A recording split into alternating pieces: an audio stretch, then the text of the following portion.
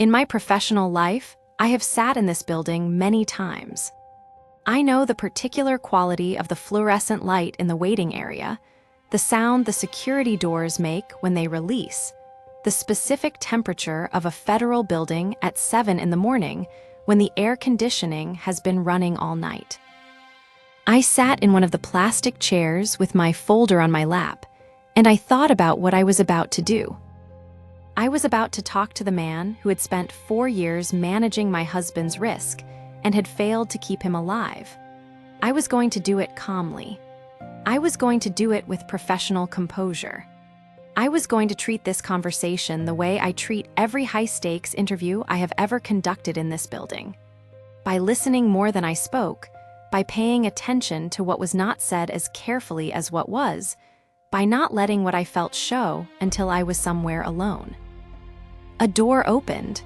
A man walked toward me, tall, dark, 40s, but the 40s of someone who had been doing something demanding for a long time. He had the particular quality of stillness that I recognize from people who have been trained to manage their presentation in high-pressure environments. He said, "Dr. Cole, I'm Cal Whitmore." He looked like someone who had not slept well in 11 months either.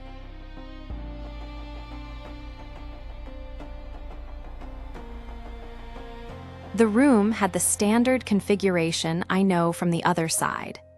Metal table, 2 chairs, a camera in the corner that he told me was not running, which I chose to believe provisionally. He told me what Dominic had been doing. For 4 years, beginning in 2019, Dominic had been feeding financial intelligence to a federal economic crimes task force investigating a man named Fletcher Vance. Vance ran a private equity structure with legitimate surface operations and a criminal infrastructure underneath that Whitmore described, with precision, as one of the most sophisticated long-running institutional fraud operations his division had encountered. Dominic had come to them, not the other way. He had encountered the Vance operation through an architectural contract, had understood what he was looking at, and had contacted the task force voluntarily. He had been, Whitmore said, the most reliable asset they had worked with in 15 years. Whitmore, he was careful, methodical, he never overclaimed, he only brought us what he could verify. He understood the difference between suspicion and evidence, and he never confused them. In 4 years, he produced material that would have put Vance away for the rest of his natural life. Seraphine would have. Whitmore, the operation was compromised 9 months before your husband died. Someone inside the task force identified him to Vance. We didn't know it had happened until after the accident. By then, the material he had compiled was already at risk. I looked at him across the table.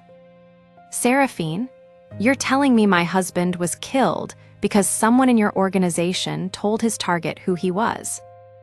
Whitmore, I'm telling you we believe that is what happened, yes. Seraphine, and you don't know who. Whitmore, not yet. I kept my expression where it needed to be. I filed the feeling under processing required later. I asked him when Dominic had understood the danger he was in. Whitmore told me 3 months before the accident, which placed it at the same time the first letter was sent. I told him about the letters.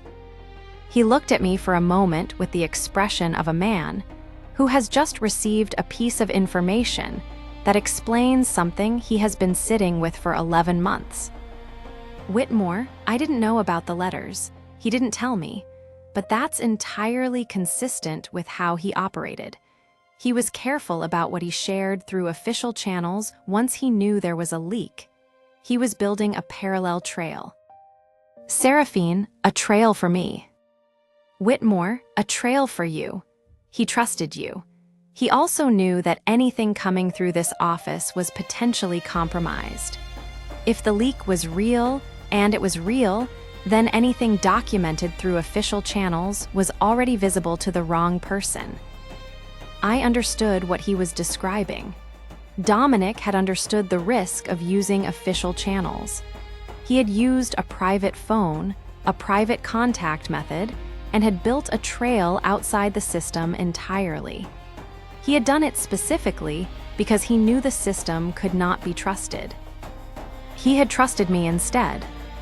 Seraphine, the message on his phone said, "Sierra has what she needs in the letters." What do I have? I've read all 9 letters. There are descriptions of our life, a photograph. What is it that I'm supposed to have? Whitmore, I don't know. I was hoping you'd be able to tell me. I sat with that. 9 letters, intimate details of our life. Things only Dominic knew. And somewhere in them, according to a message sent 34 minutes before he died, something I needed. I had read them as a widow searching for the person who sent them. I had not yet read them as a forensic psychologist looking for what had been embedded in them. Those are very different readings. Whitmore showed me a photograph. Fletcher Vance was the kind of person whose public presence was so thoroughly constructed that it functioned as armor.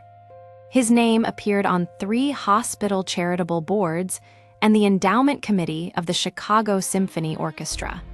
He had been photographed at civic events for 30 years. He appeared in the Tribune's annual listing of the city's most influential philanthropists. His wife was a former art restorer with quiet public presence.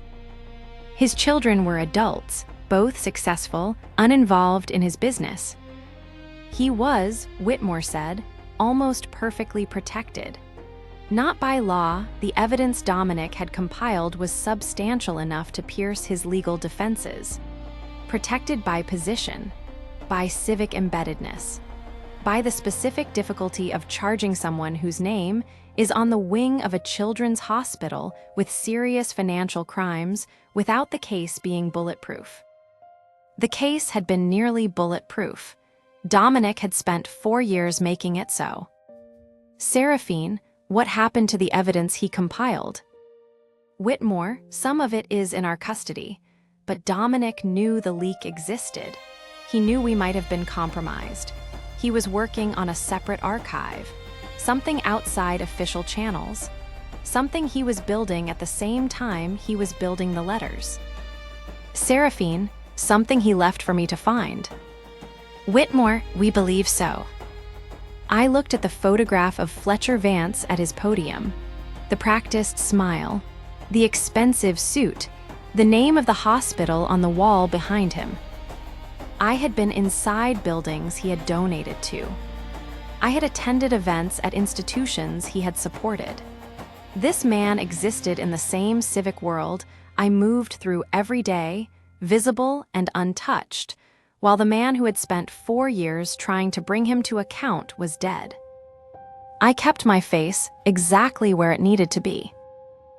Whitmore had asked me to do one thing: be patient. Let the investigation continue. If I found anything in the letters that appeared to be embedded information, codes, references, specific data Dominic might have hidden in the text, I was to bring it to him immediately. I was not to act on it independently. I was not to approach Vance. I was not to share what I knew with anyone outside this room. I told him I understood. On the steps of the federal building, I stood in the cold Chicago morning, and I thought about what I had agreed to. Patience was not, I will be honest, my first instinct. My first instinct was, I know what I am doing. I have a professional skill set specifically designed for this. I understand pathology and psychology and the way dangerous people construct and defend their identities. I am not a civilian in this. I am equipped. But Whitmore was right about one thing. If the leak inside the task force was still active, anything I did that was visible could reach Vance before it reached anyone who could act on it. I needed to understand what Dominic had hidden in the letters before I made any move at all. And I needed to go home and read them again. Differently, the way I read a case file, not as a widow, as a professional. I walked to the L station. I took the train home. And that evening, alone at the dining table with all 9 letters spread out in front of me and my reading glasses on, and a pot of coffee at my elbow, I started reading them the way Dominic intended. It took me 4 hours to find the first one. He had hidden a name in the 3rd letter, inside the description of a specific piece of furniture in our apartment. The 2nd letter of every sentence that described that piece of furniture read in sequence, spelled HARLOWVANCE file book.